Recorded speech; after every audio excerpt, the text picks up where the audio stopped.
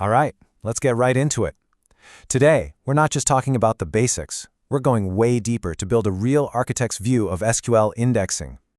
Now, that's a pretty provocative statement, right? But honestly, it gets to the absolute core of so many performance problems I see. The issue isn't the index itself, it's our mental model of how it's supposed to work. So, picture this. You've got a critical system, a table with over 100 million rows, and a query is just timing out. So you do the classic move. You confidently add a new index, push it to production, and performance gets worse. How on earth is that even possible? And look, this isn't some textbook hypothetical. This stuff actually happens in real production systems. Okay, so to figure that out, we're going to go on a little journey. First, we'll tear down that flawed mental model. Then, we'll build our understanding back up from the ground, looking at how indexes really work. We'll get inside the head of the query optimizer, check out some really advanced strategies, face the hidden costs, and then finally put it all together into a repeatable framework you can actually use. So, what is this flawed model I keep talking about? It's that classic just add an index fallacy. You know the one. We treat indexing like it's this simple tactical fix, like putting a band-aid on a slow query. But that completely ignores the deep mechanics and the trade-offs, which is exactly why it backfires so often. And that brings us right back to the big question. How could something designed to make things faster actually make them slower? Well, the answer is in this really complex dance between the index structure, the shape of your data, and the cost-based decisions that the query optimizer is making behind the scenes. All right, to really understand this, we've got to peel back the layers of abstraction. Let's stop thinking about an index as this magical thing and get down to the physical reality, how your database is literally storing and pulling data off a spinning disk or SSD. Okay, so at the core of almost every database index you'll ever encounter is this beautiful data structure, the B tree.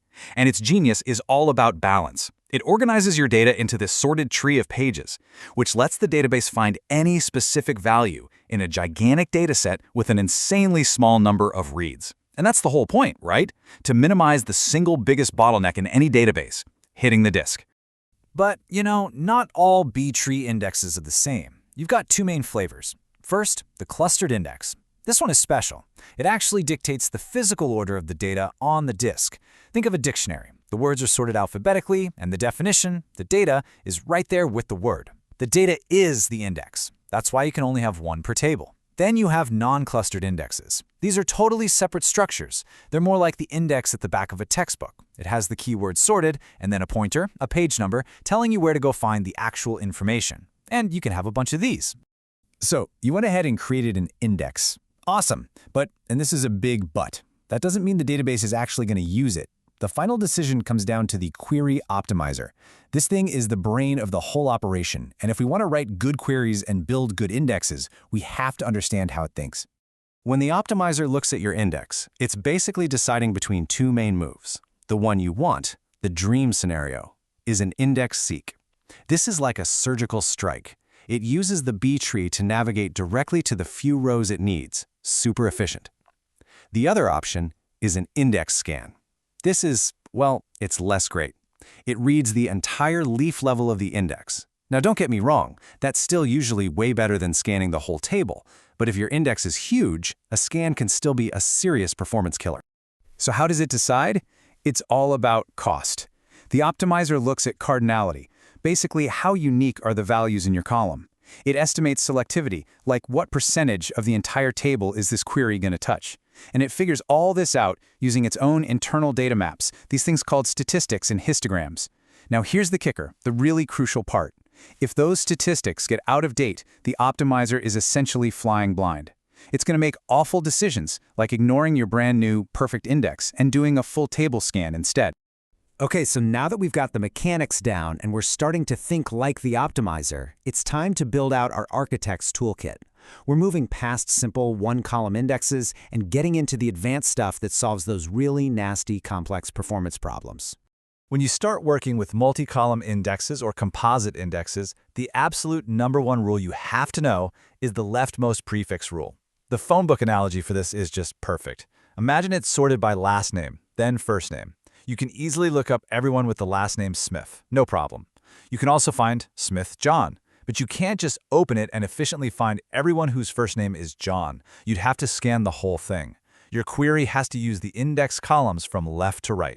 And this table here shows you exactly how that plays out in the real world. Say we have an index on customer ID and then order date. A query that filters just by customer ID? Perfect, it uses the index. A query on both customer ID and order date? Even better. But look at that last one. A query filtering only on order date. Nope.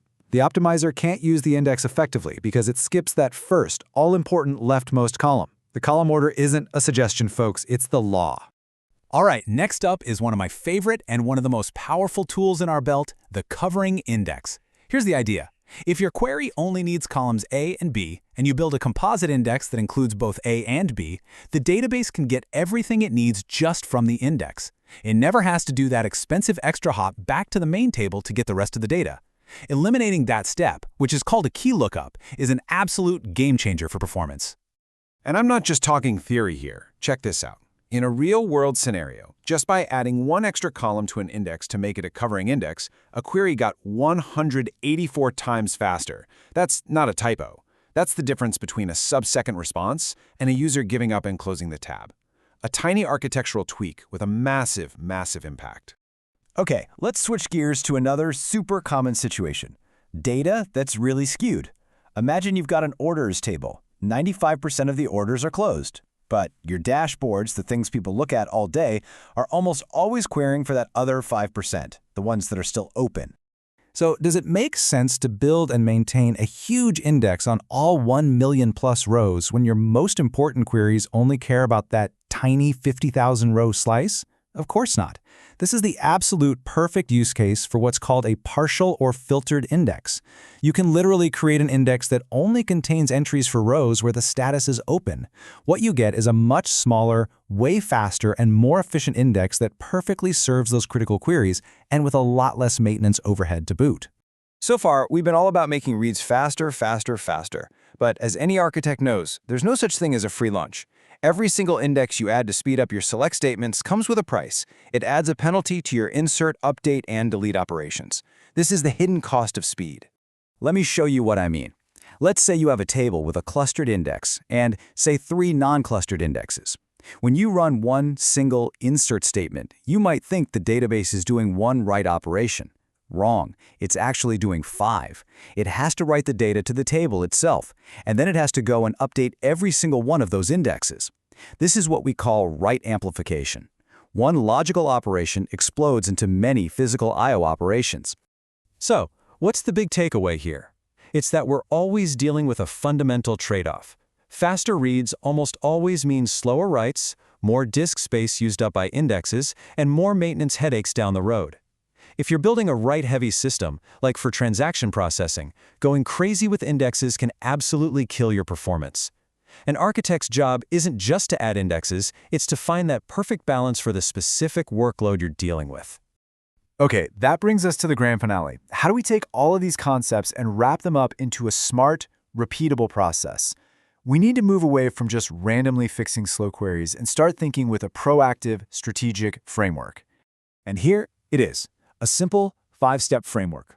Step 1. Identify the query patterns that are most critical to your application. Step 2. Dive into the execution plan. Use tools like Explain to see what the optimizer is actually thinking. Step 3. Measure your data. Understand its selectivity. Find out if it's skewed. Step 4. Always evaluate the write cost. Don't forget the trade-off. And finally, Step 5, maybe the most important of all, benchmark everything, before and after. Never guess, always measure. So I want to leave you with this. Let's completely reframe how we think about this. Indexes are not really about speed. They're about controlling how your data is physically navigated at scale. When you start thinking that way, you stop being someone who just adds indexes to fix problems, and you become an architect who designs truly efficient and scalable data systems from the ground up.